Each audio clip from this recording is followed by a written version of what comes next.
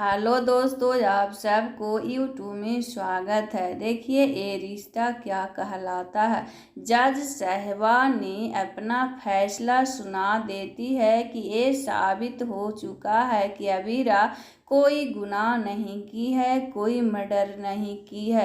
अबीरा को अरमान केस जिता देता है। जी हाँ दोस्तों, जज साहिबा भी अपना फैसला सुना देती है कि अबीरा घर जा सकती है। अबीरा के ऊपर कोई केस नहीं बनता। अबीरा का केस साबित हो चुका है कि अबीरा कोई गुनहगार नहीं है।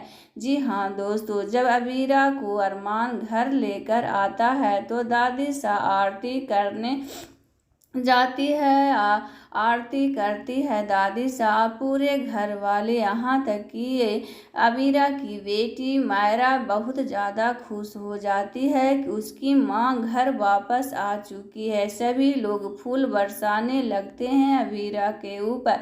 जी हाँ दोस्तों, जैसे ही फूल बरसाते हैं, आरती उतारने लगते हैं कि अबीरा दौड़कर छत पर जाने की कोशिश करती है और सीढ़ी पर से पैर फिसल जाती है। अबीरा को अरमान बचा लेता है सीढ़ियों पर से। पहली वाली अबीरा अब नहीं रही। अबीरा बहुत सदमे में अभी है। उसे लगता है मुझ क्या हो गया है, मुझ पर इतना बड़ा इल्ज़ाम कौन लगाया है। अब देखना ही दिलचस्प है दोस्तों कि अबीरा की बेटी मायरा ही अबीरा को संभालती है। मायरा की गोद में अबीरा सर रखती है और मायरा अपनी माँ को सहलाती है और संभालती है।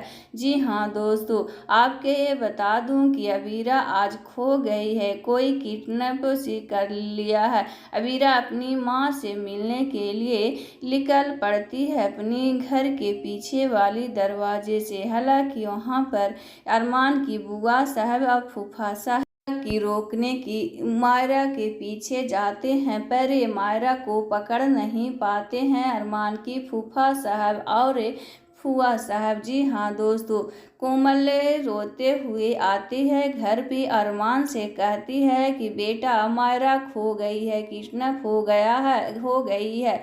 फूफा साहब कंप्लेन लिखाने गए हैं। ये बात सुनकर पूरे घर वाले चौंक जाते हैं। यहाँ तक कि विद्या खरी खोटी कोमल को सुनाने लगती और कहती है ये सब तुम्हारी वजह से हुआ है। कोमल एक 7 साल की बच्ची को नहीं संभाली। अरमान की बुआ साहब हाथ जोड़कर अरमान से रिक्वेस्ट करती और कहती है मैं पूरा पकड़ने की कोशिश की अरमान बेटा अब मायरा को, लेकिन मैं पकड़ नहीं पाई। जब तक मैं पकड़ती हूँ किसी आदमी ने उसे पकड़कर गाड़ी में बैठा लिया। देखें आगे।